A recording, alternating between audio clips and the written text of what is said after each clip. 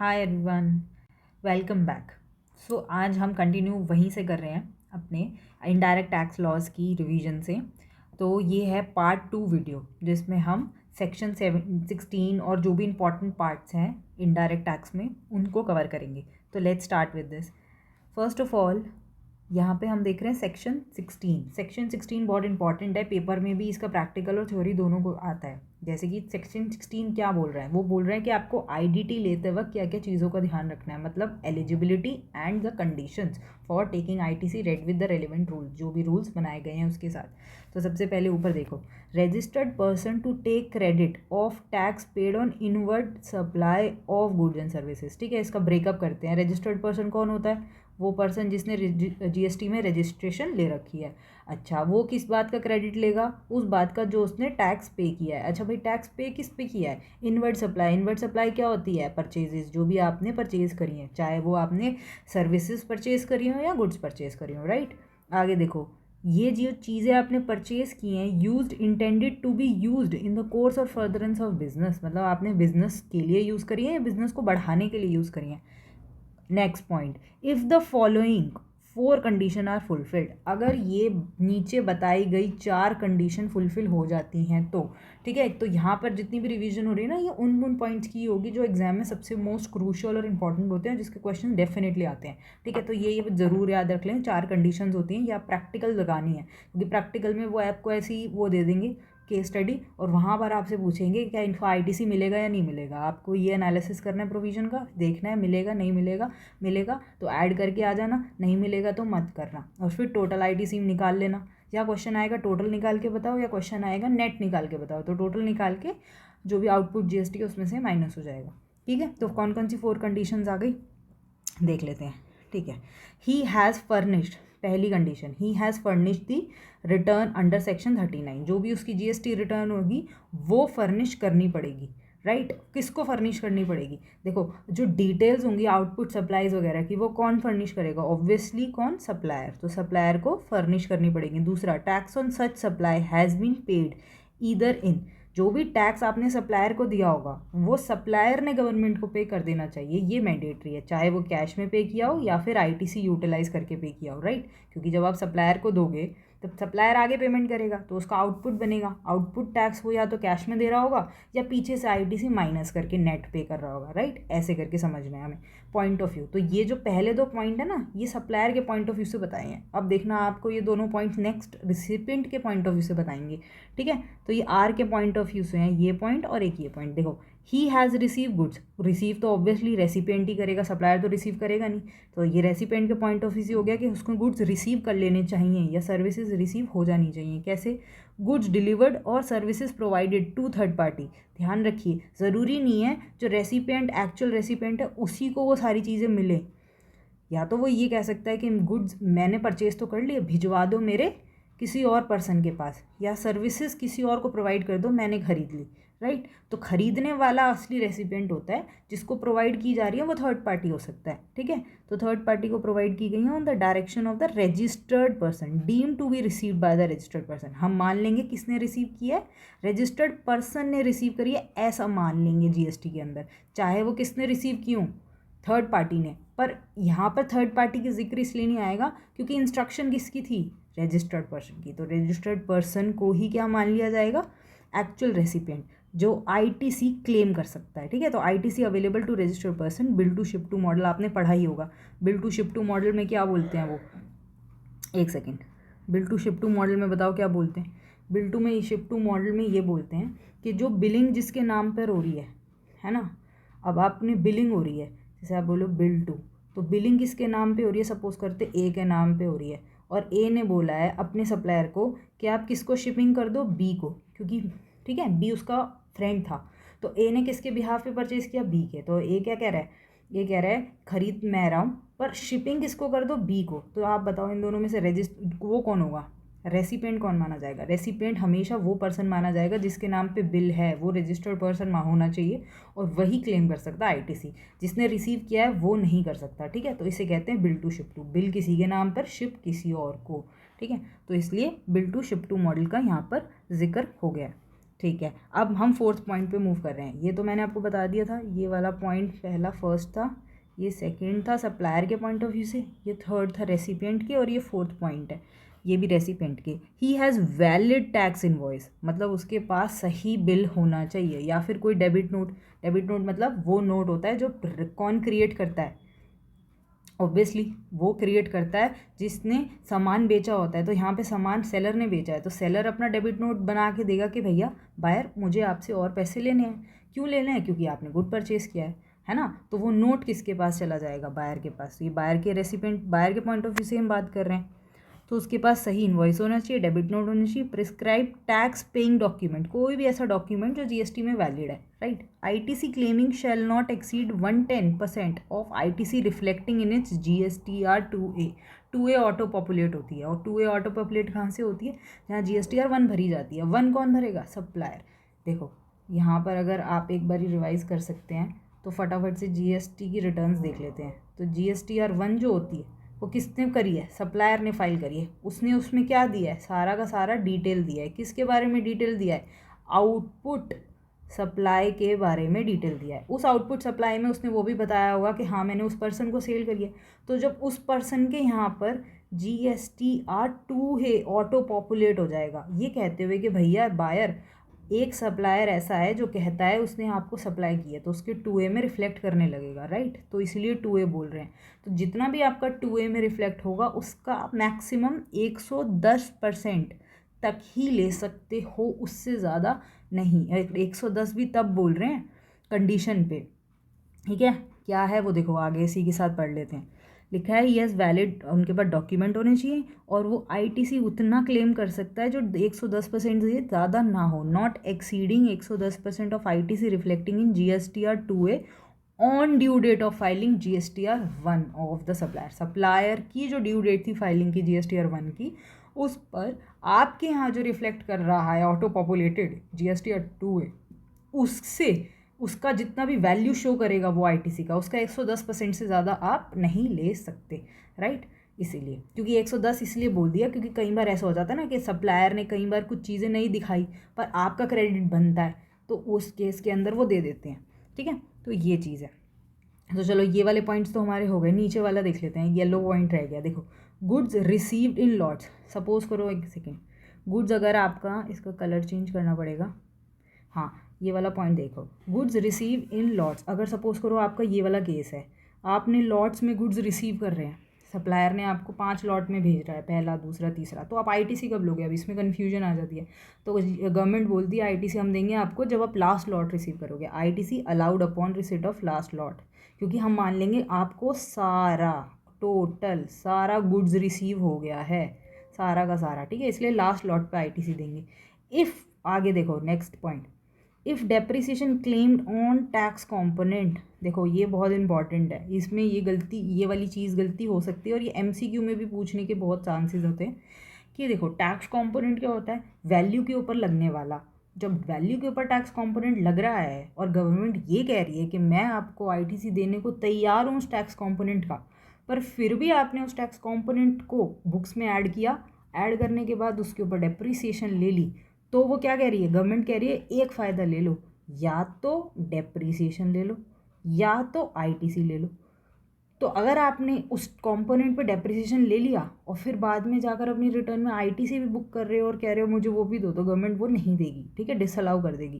तो नीचे देखो क्या लिखा है, if depreciation claimed on tax component ITC not allowed, ITC नहीं मिलेगा। तो इसलिए याद रखें इस कॉन्सेप्ट को कि क्वेश्चन में पूछा जा सकता है, और ये आपको ब्रैकेट में ना एक इंस्ट्रक्शन दे दी जाएगी बहुत छोटी सी कि हाँ भाई इसके ऊपर ना उसने क्या कर लिया, डेप्रिसिएशन क्लेम कर लिया। तो एकदम से आपके पास क्लिक होना चाहिए कि अच्छा गवर्नमेंट तो यार एक ही बेनिफिट देती है, यहाँ उसने डेप्रिसिएशन क्लेम कर लिया, बेनिफिट ले लिया, तो अब आईटीसी नहीं लेगा। आईटीसी नहीं लेगा तो आईटीसी के कॉलम में उसको ऐड मत करना, डिसअलाउड है वो, राइट। नेक्स्ट पॉइंट देखते हैं। नेक्स्ट पॉइंट ये वाला तो हमने पढ़ ही लिया था कि गुड्स जो होंगे वो थर्ड पार्टी ले सकती है बिल टू शिप टू। ये वाला पॉइंट देखिए, ये इंपॉर्टेंट है। टाइम लिमिट क्या होगी? Time limit for availing the ITC है। यहाँ पे फिर से एमसीक्यू में क्वेश्चन आ सकता है क्योंकि ये न्यूमेरिकल बेस्ड है, ठीक है, जो न्यूमेरिकल बेस्ड पे आते रहते हैं। तो जैसे ITC pertaining to a particular financial year can be availed by due date of filing the return for मतलब उस महीने की रिटर्न, कौन से महीने की, September of next financial year, मतलब अगले साल के सितंबर मंथ की जो भी रिटर्न की ड्यू डेट होगी, ठीक है। और आगे एक और एडिशन दे दी, या फिर filing of annual return which ever is earlier, जो उन सभी पहले हो जाए, ठीक है। अच्छा, ऐसे मतलब कहने का मतलब है, पहला उन्होंने बोल दिया अगर आपका जो भी फाइनेंशियल ईयर चल रहा है ये वाला, उस फाइनेंशियल ईयर का जो अगला फाइनेंशियल ईयर है, नेक्स्ट फाइनेंशियल ईयर है ना, नेक्स्ट फाइनेंशियल ईयर है, उस नेक्स्ट फाइनेंशियल ईयर की जो सितंबर मंथ की ड्यू डेट है, डीडी ड्यू डेट कब पड़ेगी, वो 20 अक्टूबर। तो 20 अक्टूबर को वो डेट पड़ेगी, तो 20 अक्टूबर को आप रिटर्न फाइल करोगे। तो 20 अक्टूबर, और सेकंड पार्ट क्या बोल रहे हैं, और सेकंड पार्ट बोल रहे हैं due date of annual return, AR की जो ड्यू डेट होगी वो क्या होती है, 31 दिसंबर, ठीक है। तो इन दोनों में से अगर आपने जो सा भी पहले कर दिया तो आप ये बोलोगे 31 दिसंबर तो पहले हो ही नहीं सकता, वो नहीं कह रहे, क्योंकि एनुअल रिटर्न आप वॉलेंटरली भी फाइल कर सकते हो ना। लास्ट डेट 31 दिसंबर है, उससे पहले भी फाइल करने का ऑप्शन है। तो सपोज करो अगर आपने अगस्त में फाइल कर दी, तो अगस्त और 20 अक्टूबर विच एवर इज अर्लियर, अगस्त, राइट। तो इसको याद रखना, क्लेम करने का टाइम आईटीसी को आपके साल का, जिस साल का आईटीसी है उस साल के आईटीसी को क्लेम करने के लिए अगले साल के सितंबर की ड्यू डेट या फिर annual return which ever is earlier. Exception नीचे दी हुई है, साथ में देख लेना क्या है exception, reavailment of ITC reversed earlier, वो भी कर सकते हैं, एक्सेप्शन है यहाँ पर। ये देखो सबसे जो जिस साल की आप बात कर रहे हो उससे पिछले साल में चलो, तो अगर उससे पिछले साल में कोई आईटीसी रिजेक्ट हो गया था किसी वजह से, पर अब आपने उसकी कंडीशन फुलफिल कर दी, तो जो आईटीसी रिवर्स हुआ था वो अब आप ले सकते हो। ऐसा गवर्नमेंट ने पूरी तरह से अलाउ कर रखा है, मतलब आप हर बायर को, मतलब जो आईटीसी ले रहा है बायर को, उसको फुल बेनिफिट दिया हुआ है, ठीक है। ये वाला हो गया।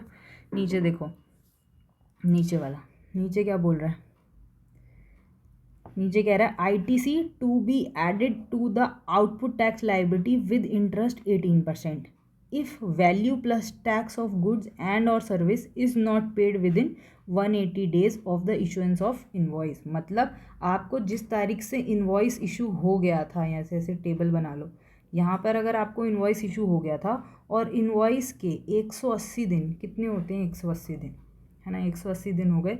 अगर एक साल आपको कितने, 180 दिन 6 महीने हो गए, ठीक है ना, ये 6 महीने के अकॉर्डिंग हो गया, 180 डेज़ हो गए ना। 190 डेज़ का तो 3 मंथ्स होते हैं, तो 90 + 90 है ना, 3 + 3 6 मंथ्स के अराउंड। तो 6 कह रहे हैं 180 डेज़ के अंदर अगर आपने अमाउंट जो वैल्यू है, जैसे 100 रुपीज़ वैल्यू है, प्लस उसके ऊपर टैक्स 18% है, 18 रुपये, तो 118 रुपये हो गए ना। तो अगर बायर ने ये पैसा सप्लायर को नहीं दिया, not paid within 180 days, तो क्या हो जाएगा, उसको इंटरेस्ट लग जाएगा, ठीक है। तो एडेड टू द, और वो इंटरेस्ट कहाँ ऐड हो जाएगा, आउटपुट टैक्स लाइबिलिटी पे, कितने रेट से, एट द रेट 18%, ठीक है। तो इंटरेस्ट का रेट याद रखना, गवर्नमेंट जब आपसे इंटरेस्ट लेगी ना तो ज़्यादा लेगी, और जब देगी तो कम देगी, तो इसीलिए ये बहुत ध्यान से रखना, क्योंकि वो आपसे 18% ले रही है, आपकी गलती है तो 18 लेगी, जब गवर्नमेंट की गलती हो जाएगी तो फिर वो 6 ले लेगी, तो ऐसे करती है, ठीक है। तो ये आपको बस यहाँ रेट याद रखना है कि 18% आपको इंटरेस्ट आपका OTL में ऐड हो जाएगा अगर आपने 180 दिन से लेट पेमेंट करी उस इनवॉइस से, ठीक है। दूसरा पॉइंट है ऑन पेमेंट, पेमेंट कर दी, द आईटीसी कुड बी, जो आपका पिछला आईटीसी रिवर्स कर दिया था ना, क्योंकि आपने पेमेंट नहीं करी थी, तो जब आप पेमेंट कर दोगे, कंडीशन फुलफिल हो जाएगी, तो ITC could be reavailed without any time limit, फिर आप रीअवेल कभी भी कर लो, फिर कोई प्रॉब्लम नहीं है।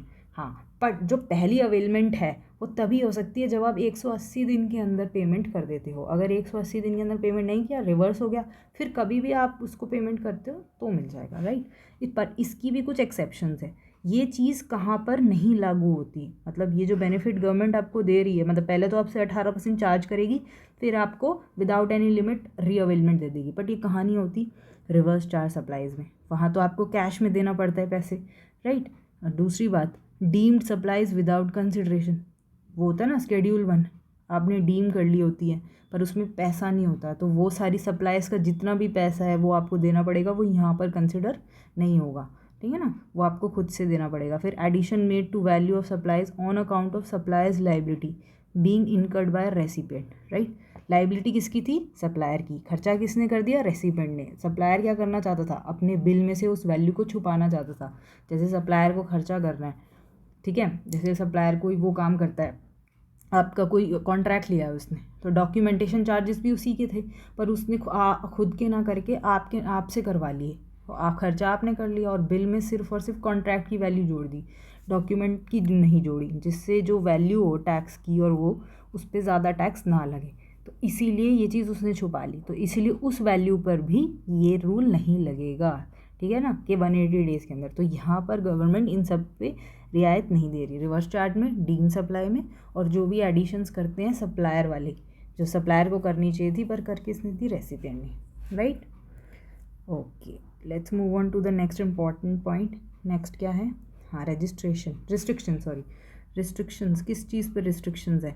Restrictions on availing ITC under 36(4) of CGST rules. आपको जब ITC लेने जाओगे तो कुछ रिस्ट्रिक्शंस हैं, कुछ चीज़ों से रोका जाएगा। क्या क्या चीज़ों से रोका जाएगा पहले एक बारी देख लेते हैं। हाँ ठीक है, ठीक है, सारे पॉइंट्स कवर हो गए ना। ठीक है, तो क्या क्या रिस्ट्रिक्शंस आ गई यहाँ पर? सबसे पहले चार्ट से देखना स्टार्ट करते हैं ना। ये क्या बोल रहा है? ITC on invoices debit notes which have been uploaded by the supplier in GSTR 1। मतलब सप्लायर जब अपनी GSTR 1 करेगा, डिटेल ऑफ आउटपुट सप्लाई कर रहा होगा, तब जितने भी उसने इन्वॉइसेस वगैरह हैं उसका जो ITC है वो 100% ITC can be claimed on such invoices debit note if all other condition of this are fulfilled. मतलब सिंपल सी बात आ गई ना, बायर के लिए बोला गया है कि आप अगर सारी कंडीशन फुलफिल हो गई, सप्लायर ने रिटर्न फाइल कर दी, ठीक है, सारी डिटेल कर दी और पेमेंट जमा कर दी गवर्नमेंट को, और बायर के पास इन्वॉइस है और उसने गुड्स रिसीव कर लिया, सर्विस रिसीव कर लिया, तो वो सारे के सारे इन्वॉइसेस के बेस्ड पर जितना भी ITC है वो क्लेम कर सकता है 100%। फिर आगे लिखा है ITC on invoices debit note which have not been uploaded by supplier. अब ये भी, यहाँ तो सप्लायर बहुत तेज़ था, इंटेलिजेंट था, तो उसने सारे अपलोड कर दिए। अब यहाँ वो तेज़ नहीं था, यहाँ पे भूल गया अपलोड करना और आपको ITC मिलने से रोक दिया गवर्नमेंट ने, है ना। गलती कौन कर रहा है? सप्लायर। भुगतना किसको पड़ रहा है? रेसिपिएंट को, बायर को। तो इसीलिए ये चीज़ ना हो, इसीलिए वो यहाँ पे बोल रहे हैं कि वो अपलोड नहीं की उसने बाय सप्लायर इन GSTR 1, तो भुगता किसने? बायर ने ना। तो इसीलिए गवर्नमेंट ने उन बायर्स को थोड़ा सा बेनिफिट दे दिया। कितना? 10% ऑफ एलिजिबल ITC, जितना भी ये जो ऊपर है ना, ये जो एलिजिबल आपका बनता है, इस वैल्यू का 10% निकाल लो। 10% of eligible ITC available on invoices debit notes uploaded by supplier, right. जैसे 10 लाख है तो 10 लाख में से 1 लाख भूल गया और 9 लाख कर दिए, तो 9 लाख के ऊपर तो आपको 100% मिल जाएगा। तो 100% इज इक्वल्स टू 9 लाख। तो 9 लाख के ऊपर 100% मिल गया है आपको, क्योंकि उसने सारे अपलोड कर दिए। तो जो अपलोड कर दिए वो उसका क्या कर लेंगे? 10% निकालना है। तो 10% कितना हो गया? 90 के हो गया ना, 9 लाख का 10%, तो 90,000 हो गया। तो 90,000 ये ऐसा अमाउंट है जो आप 10, हाँ, तो 90,000 कौन सा है? 10% किसका है? ध्यान से देखो, 9 लाख का, वो 9 लाख जिसके ऊपर सारे के सारे इनवॉइसेस डेबिट नोट अपलोड हो चुके हैं, है ना। यहाँ अपलोड हो चुके हैं, यहाँ अपलोड नहीं हुए, तो अपना वाले को नहीं देखना, हो चुके वाले को देखो। उसका देखो, आपको 100% ITC नॉर्मल वे में तो मिल जाएगा, है ना, बट उसका वैल्यू का 10% निकालो और उतना 10% कैटेगरी में ले लो, ठीक है। तो in the GSTR 1 can be claimed as invoice debit notes, right. तो इसका मतलब गवर्नमेंट आपको 9 लाख दे रही है यहाँ पर और 90,000 दे रही है यहाँ पर। कितना हो गया? 9 लाख। तो ये हो गया 9,90,000। खर मिलना कितना था? 10 लाख। तो 10 लाख मिलना था, गवर्नमेंट आपको दे तो रही है 9,90,000, राइट। तो ये इंपॉर्टेंट है। अब 10,000 रोक लिया उसने बिकॉज ITC वो डॉक्यूमेंट्स अपलोड नहीं हुए, इसीलिए। बट हाँ, याद रखना, ऐसे गवर्नमेंट कभी भी नहीं करेगी कि आपका ITC जितना बन रहा है उससे ज़्यादा दे दे, ठीक है। वो रूल भी इसके अंदर, क्योंकि कैलकुलेशन बनाई इस तरीके से, कभी भी वो ज़्यादा नहीं होना चाहिए जितना आपका ITC बन रहा है। ओके, नीचे पॉइंट्स देख लेते हैं, उससे क्लियर हो जाएगा सारी चीज़ें। हाँ, ये 4 पॉइंट्स देखो क्या हैं 4 पॉइंट्स में। पहला, restricted amount of ITC claimed on invoices debit notes not uploaded by supplier, उसने अपलोड नहीं किए हैं इन दियर GST1 शुड नॉट एक्सीड, मैंने अभी जो बोला वो एक्सीड नहीं होने चाहिए एक्चुअल एलिजिबल ITC से। मतलब एक्चुअल एलिजिबल लिमिट कितनी थी, 10 लाख। और सपोज करो जो आपने पहली कैटेगरी में 100 प्लस दूसरी कैटेगरी में 10% ऑफ द 100, वो जो 100 है ना उस परसेंट का 10% लिया, तो अगर इसको मिलाकर वो 10 लाख से ज़्यादा नहीं होना चाहिए, राइट। तो 10 लाख से ज़्यादा नहीं होना चाहिए, वही लिखा हुआ है। जितना भी आपका एलिजिबल एक्चुअल ITC है उससे ज़्यादा वो रिस्ट्रिक्टेड अमाउंट वाला नहीं हो सकता, ठीक है ना। Available in respect of the invoice not avoid, ठीक है। तो एक्चुअल एलिजिबल, जितना भी एलिजिबल बनता था ITC in respect of invoice जो अपलोड नहीं हुआ। अब एक बात बताओ, सिंपल और क्लियर करने के लिए हम इसमें दोबारा से पिक्चर बना लेते हैं। 10, ये 9 लाख है, ये 1 लाख है। 1 लाख पे अपलोड नहीं किया, 10 पे कर दिया, 9 पे कर दिया, 9 का 10% निकाला 90 के, आपने कितना क्लेम कर लिया, 9,90,000, राइट, ठीक है। और करना कर 90 कर कितना सकते थे, एक्स्ट्रा कितना करा आपने, 90,000, करना कितना था, 1 लाख, 1 लाख से तो कम है ना, तो इसका मतलब 90,000 एलिजिबल है। अगर यहीं पे इसी एग्जांपल में सपोज करते हुए ये 90 ना होके 1,10,000 होता, जो कि क्या है 1 लाख से ज़्यादा है, तो एलिजिबल कितना है, जो अपलोड नहीं हुआ, बोल रहे हैं ना, जो अपलोड नहीं हुआ जो एलिजिबल है वो 1 लाख है, और उससे ज़्यादा नहीं होना चाहिए रिस्ट्रिक्टेड मतलब 10% वाला। तो 10% वाला कितना है, 1,10,000, तो 1,10,000 तो इससे ज़्यादा है, तो ये क्या मना कर रहे हैं, ऐसा नहीं हो सकता, आप मैक्सिमम 1 लाख तक ही ले सकते हैं। Next point, invoices on which ITC not available under any of the provision example under section 17(5) are not to be consider for calculation of 10%। जो वो 17(5) वाले नहीं होते, रिस्ट्रिक्टेड होते हैं, मना किया जाता है, ये नहीं ले सकते, फूड नहीं ले सकते, क्लब नहीं ले सकते, हेल्थ सेंटर्स, ये सब जो चीज़ें होती हैं ये यहाँ पर कंसिडर मत करना 10% वाले में, ठीक है। Full ITC can be claimed in respect of IGST paid on imports documents issued under reverse charge. तो आप उसका पूरा ITC ले सकते हो अगर आपने IGST पे किया है, जैसे इंपोर्ट करा है बाहर की कंट्री से, डॉक्यूमेंट्स हैं आपके पास रिवर्स चार्ज के, है ना, credit receive from the ISD से आपको मिला है, तो ये तो नॉर्मल है, ये तो वैसे भी अलाउड हो जाते हैं, है ना। तो यहाँ पर आप फुल ITC ले सकते हो which are outside the ambit of 37 के एम्बिट से बाहर है, तो इसका फुल मिल जाएगा आपको। इसमें आपको टेंशन नहीं होनी चाहिए कि हाँ रिस्ट्रिक्टेड कितना है बाकी कितना है, अपलोड अनअपलोड से मतलब नहीं है, इसमें फुल 100% मिल जाएगा बिना चिंता के। लास्ट पॉइंट, रिस्ट्रिक्टेड ITC जो 10% की बात हम कर रहे हैं इस calculated on consolidated basis on total eligible ITC, ठीक है। ये किस पे कैलकुलेट करोगे आप, तो ये किस पे कैलकुलेट किया जाएगा, उस कंसोलिडेटेड बेसिस पे जो total eligible ITC from all the suppliers against all suppliers, ठीक है, सारे सप्लायर से, सारी सप्लायर्स से whose details have been uploaded by the supplier, ठीक है ना, कंसोलिडेटेड पे निकाला जाएगा। तो रिस्ट्रिक्टेड 10% इज़ कैलकुलेटेड, मतलब ये जो 10% है ये किस पर लगेगा, ऑन किस पर लगेगा, कंसोलिडेटेड बेसिस पे, टोटल बेसिस पे लगेगा। ये कौन सा total basis, total eligible ITC from all the supplier, जो सारे सप्लायर से मिला है और सारी सप्लाईज में मिला है, जो भी उसने अपलोड करी है, किसने, सप्लायर ही अपलोड करेगा ना, तो सप्लायर से कर रहा है तो उसका 10%, राइट। तो 10% उस वैल्यू पे आपको लगाना है कितना अपलोड हुआ है, राइट, ठीक है। तो आज के लिए इंपॉर्टेंट ITC के सेक्शंस हो गए, बहुत ही इंपॉर्टेंट है ये। हम नेक्स्ट वीडियो में देखेंगे सेक्शन 17 जहाँ पर अपोर्शनमेंट ऑफ क्रेडिट, कैसे कैसे किसको अपोर्शन करना है, वो भी अगेन प्रैक्टिकल बहुत इंपॉर्टेंट है, ठीक है। ये वाला जो सेक्शन है ना ये हम नेक्स्ट क्लास में देखेंगे, 17 वाला, ये भी इंपॉर्टेंट है, ठीक है। तो अभी के लिए आपको इतना बढ़िया से रिवाइज़ करना है, वो नेक्स्ट पार्ट में हम कवर कर लेंगे। So guys, thank you so much.